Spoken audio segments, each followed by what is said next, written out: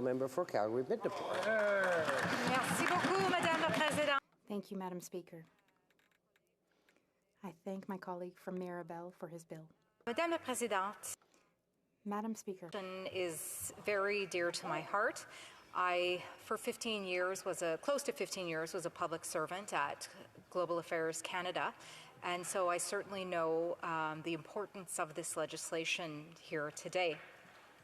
This legislation, as outlined, amends the Public Servants Disclosure Protection Act to strengthen current whistleblower protections for public servants. It expands the definition of the term wrongdoing.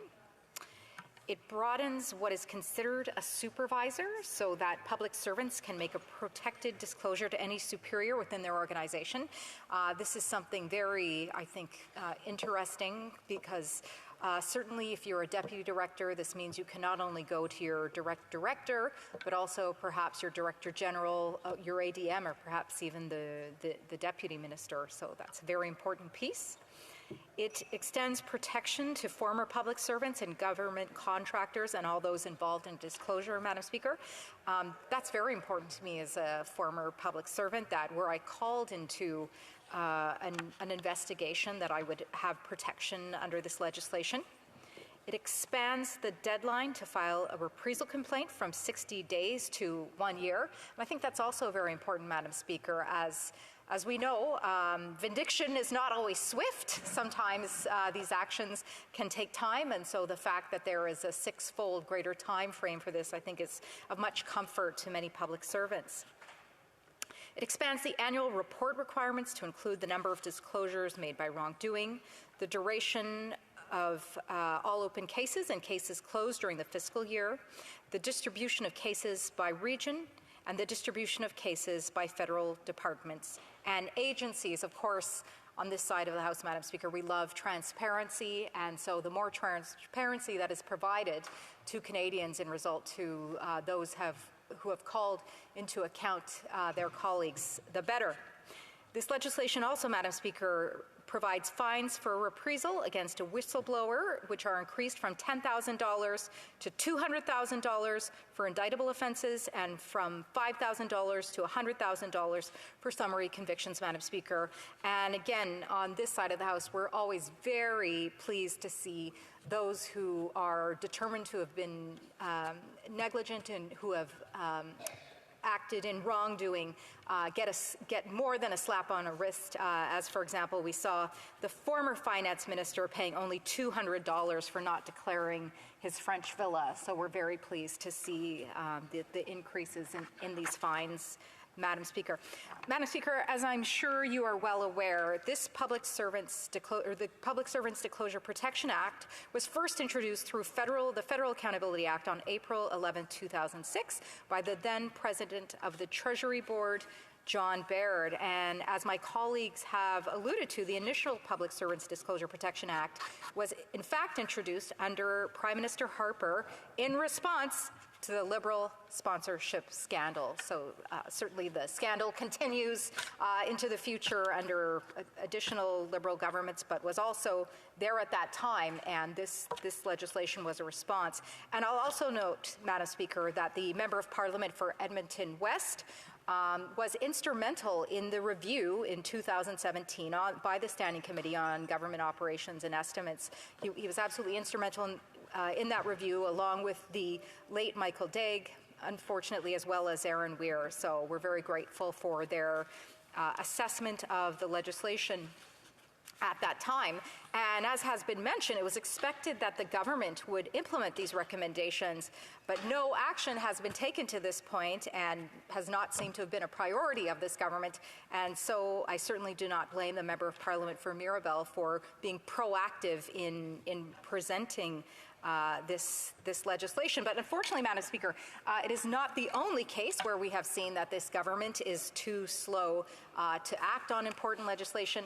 Madam Speaker, as Shadow Minister for Transport during the pandemic, I begged this government to come up with a plan for the airline sector. They were negligent in doing that, allowing the airlines to recover themselves. And in fact, this past spring and this past summer, when we saw that delays were severely impacting Canadians, they didn't even take responsibility for it at that time. Rather, their Minister of Transport blamed Canadians for still learning how to travel, when it was, in fact, their inaction with the plan, as well as their mandates, which created this situation. So too little, too late. The pay-as-you-go model, Madam Speaker. Tomorrow we have the fall economic statement.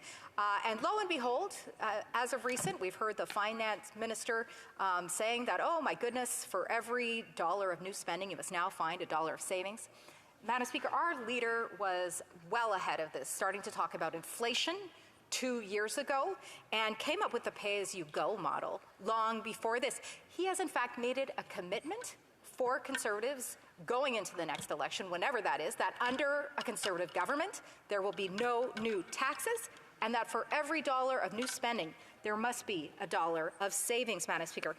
Unfortunately, another place where we saw the Liberals acting too little, too late was the Afghan interpreters and support staff.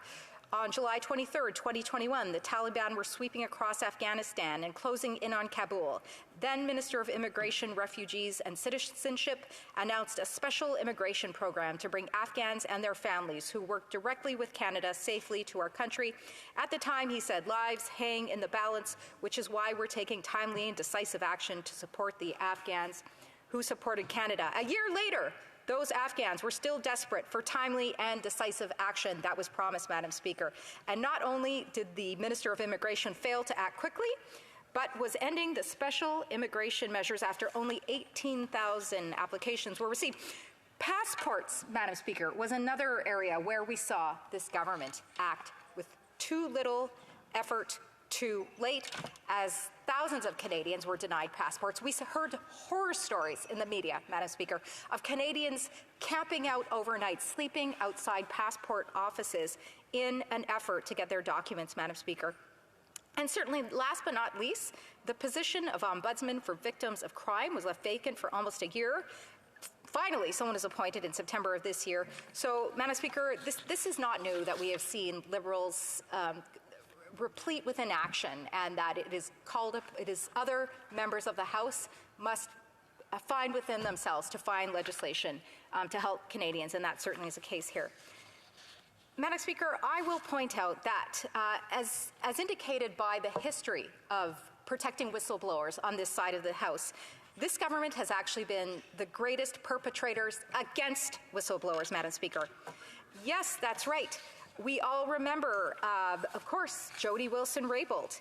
And in August 2019, there came the report yesterday, and for the second time in just 4 years, the Ethics Commissioner found the Prime Minister guilty of violating the Conflict of Interest Act in connection with his role in the SNC-Lavalin corruption scandal. The Prime Minister directly and through his senior officials used various means to exert influence over Ms. Wilson-Raybould. The authority of the Prime Minister and his office was used to circumvent, undermine, and ultimately attempt to discredit the decision of the Director of Public Prosecution, as well as the authority of Ms. Wilson-Raybould as the Crown's Chief Law Officer. Sounds really familiar to a couple of things we're seeing in that House right now, Madam Speaker. And of course, who can forget the tragedy of Vice Admiral, Mark Norman. He is admirable. Thank you very much to the member from Carleton Trail. Thank you. The Crown stated its charges in breach of trust against Vice Admiral Mark Norman, citing that there was no reasonable prospect of conviction in this case. The Minister of Defense announced that the government would pay his legal fees, a small consolation prize. Norman served as the Vice Chief of Defense Staff until his suspension of January 2017. There was overwhelming evidence at the time that the Prime Minister and his Liberal government politically interfered in this case and tried to destroy Vice Admiral Mark Norman. As the prosecution made clear, the documents Prime Minister and the Liberals were fighting to keep secret from them, and Vice Admiral Norman were the very documents that caused the charges to be dropped. This strongly suggests that the government was deliberately suppressing the evidence in order to maintain a bogus and politically motivated prosecution on Vice Admiral Mark Norman. So, in conclusion, Madam Speaker, I will say that this government has a notorious history, as I've indicated, of just doing too little, too late. And this is another case. This government has silenced whistleblowers. This is the side of the House where we have always stood up for whistleblowers. The legislation proves it. Our track record proves it. Thank you very much, Madam Speaker. Merci.